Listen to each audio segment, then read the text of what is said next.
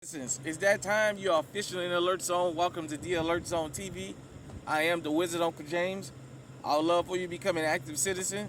You already know how to do that. So, as you guys can see, I got to jump on today. And I'm rolling with the IWI Baby Uzi Chamberlain 22 long rifle. I'm in street mode today. My old ass. But I wanted to talk about encounters with law enforcement and why this is an important topic in dealing with law enforcement, especially for those of us that's legally armed, and to understand how we can win in the court faster than we can on the side of the road. In the court is a 50-50 chance. On the side of the road, you got about a 10% chance of winning, but usually you don't. I wanted to discuss the case of Kianna Cooper and Miss Ruby Johnson. So for you guys don't know, down in Fort Lauderdale, I guess there was an issue over a parking dispute or what have you, and the police got called. You had a lady, Kianna Cooper, that was in the car, and she had the car running. I think she was waiting on her friend or something like that. And the officer walked up to her and, how you doing? Let me have your ID. And Miss Cooper was on the phone with her mom, and she said, okay, and then she asked, well, what am I giving my ID for? And he said, because I asked for it, or I told you to give it to me. And she said, Mom, you heard that? Then she started saying how she didn't feel safe and things like that. First off, when law enforcement come up to you and you on the phone talking to somebody, whether we like it or not, I don't care if it's your right. This is the most important firearm you can use. Right here, your brain first. You got to use this one before you use this one. This one has its place. This one can cost you your life or cost you your freedom or give you a world full of trauma and lifelong trauma. This one has its place. Use this one first, then this one.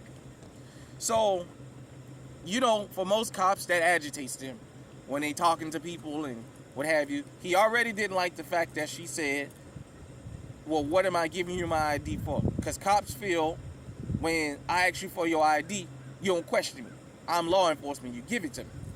Second off, a lot of states throughout the years have changed their laws that anytime a law enforcement officer asks you for your ID, you are required to give your ID.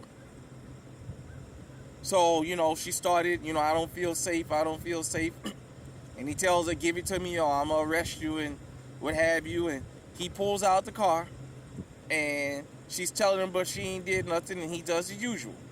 He starts pounding on her and she's screaming, I'm a woman. I can't believe you hit me. I'm a woman and blah, blah, blah, blah. She got arrested for resisting arrest. Shout out to Dr. Rashad Ritchie. Indisputable did a piece on it, and they wound up getting all her charges dropped. Now, let me move to Colorado, to Denver. We had Miss 78-year-old Ruby Johnson taking a shower. Apparently, somebody called and reported their truck stolen. They had an iPhone in there with the Find My Phone app. They had 4 or 5 guns in there, some money, a drone, and what have you. And this guy went online and did Find My Phone, and it came up in that vicinity. And they used that lady's house to get a warrant. Law enforcement showed up. First off, they're looking for a stolen truck. So if the truck is stolen and is parked there, you're going to see it when you pull up. Well, a SWAT team went. Now, they knew this woman lived in this house because before they raid houses, they already know who live in there. When they're going in the right house that they're planning to raid. And they got on the loudspeaker. She said she had just got out the shower. She's a retired postal worker, lived by herself. She got out the shower and they was on the loudspeaker saying, come out with your hands up. We got your house surrounded. We got guns pointing at you and all that stuff. She came out in her robe and things like that. And they told her they had a warrant for her house. They walked into the police car and they sat her in the back of the car. Thank goodness they didn't cuff the woman. They tore her house up. They did what police do during police raids.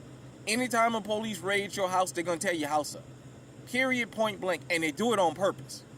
They're looking for a stolen truck. They even tore down some of the panels in her attic.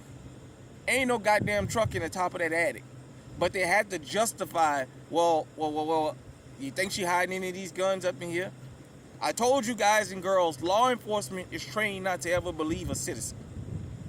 When she said I'm the only person in there, they said, well, we're going to check anyway. They went and cleared the house. They did their little police thing. They tore her house up. You know, they did their usual. You know, she told them how to get in the garage. They used a battering ram and destroyed her garage anyway, because that's what they do. But that's not my gist of this conversation. My gist is, not one time did she scream. Not one time did she holler. Not one time did she... These guys got guns pointed at her. This woman knows, she's been around long enough to know if she say something they don't like, they'll fucking shoot her. And they'll say she reached, they got a whole system to back them up, and she understands this. She wound up suing the two officers that was the main ones, and she won almost a $4 million settlement. You see, she took her fight to court. Not one time did she scream and holler. Even when they was explaining, she said, but I live here by myself, you know. Now, she did go down to Texas with her son for 3 months after the raid because she was afraid. You know what I mean? This is Colorado. You know, everybody know about the Denver police and the Aurora police. Everybody know about them. I ain't got to tell you, you can YouTube it and find out their history.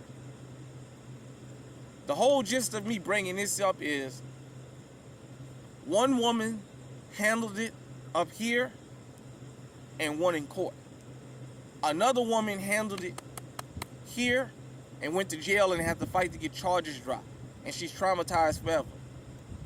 In Kianna Cooper case, the officer has body camera on. He's on camera violating her rights. Just asking her for her ID. And when she asked him, well, why am I giving you my ID? Because I said give it to me. Right then and there, she could have won a judgment in court because he's on film violating her rights. But they understand something. That's why law enforcement does so much of training. Number one, they're trained to always be in control of a situation. Number two, everybody knows Black Americans are the most emotional people on the planet. And it don't take much to get us agitated. You understand what I'm saying? This whole thing about your rights on the side of the road, it has its place. I always say this. Give them what they want. You can most of the time prove it in court. And especially now with these body cameras. Because these officers are so bold that they'll violate your rights and don't even know it. But they're so used to doing it that once the tape come out in court, you win. You guys know I binge watch the TV show Cops. And I binge watch it not only because of my experiences with law enforcement, but I like to be 2 or 3 steps ahead of them. So I learned a lot of their little tricks. And if you pay attention on Cops, they violate people's rights a lot. And what I was looking at this episode earlier out in the Alameda County area out there in California. And they had a guy, they was telling him get out the car and what have you. And, you know, he wouldn't get out and he finally got out. And then they went and searched. He searched the room of a woman he was there with and came back and searched the car and found drugs and what have you. But this guy was smart when he got out of the car. They kept asking him, was he on probation or parole? And he told them, I'm not on no probation and I'm not on no parole. What was the reason for this stop? You had it. That's an illegal search and seizure. It's a violation of his 4th Amendment rights. So they got him handcuffed in the back of the car and they talking to him about drugs. And he said, what drugs? And he says, in 1 or 2 days when I see the judge and they see I'm not on probation or parole, anything you found or you say you found in that car is going to be thrown out because it was an illegal search. They're on video saying we searching him because of probation. And he's telling them, but I'm not on any kind of probation or parole. Now, if that turns out to be true, that's illegal search and seizure. So anything they find is no good. They got to throw it out. Even for the woman that they wind up arresting, they got to throw that out. See, that guy was smart enough. Once he got out that car, don't put up with a fight with him. And they keep trying to, they realized they stepped in dog crap when he said, well, what's the purpose of the stop? Because you can't just search me for nothing. You said it was a probation. They're on video saying it's a probation search. And then this guy says, but I'm not on probation or parole, and it's in the system. So I don't know whatever became of that case, but I'm just saying, law enforcement, if they don't want to do the right thing, believe me, some of them heads are as big as the planet. They feel like they can violate your rights even on camera because they figure you're going to get emotional and you're not smart enough to think. Think about anytime you pull over by the cops, you are an enemy of the state, you are behind enemy lines, and you're supposed to treat yourself as a POW. And POWs just want to get home. When law enforcement stop me, I understand. I'm behind enemy lines. Driver license, registration, insurance. Here you go. Got any weapons? Yeah, I got a gun. Got my permit. Come on, get out. Go on, do your thing. If I know you violated my rights, I'm not going to argue with you on the side of the road. You're bold enough in this day and age to do it openly. I'll just see you in court. It's just that simple. Fighting you on the side of the road, you can shoot me, you can kill me. What good does a settlement do me if I'm dead? Number one. And number two, who says I'm going to win anything because I'm dead? At the end of the day, my life is worth more than anything. I want to go when it's my time. I don't want to volunteer. So all I got to do with this,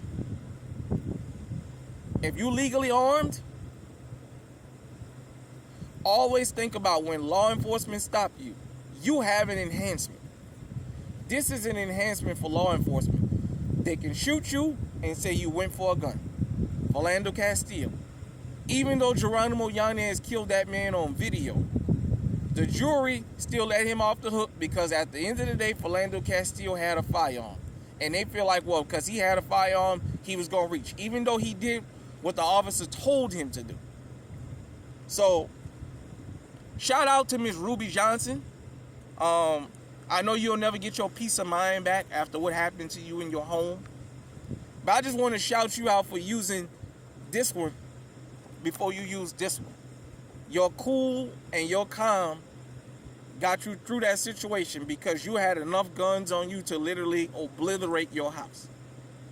Hit me in the comment section. Let me know what you think. Until next time, stay safe, stay armed. I'm in gangster mode today. Stay on high alert.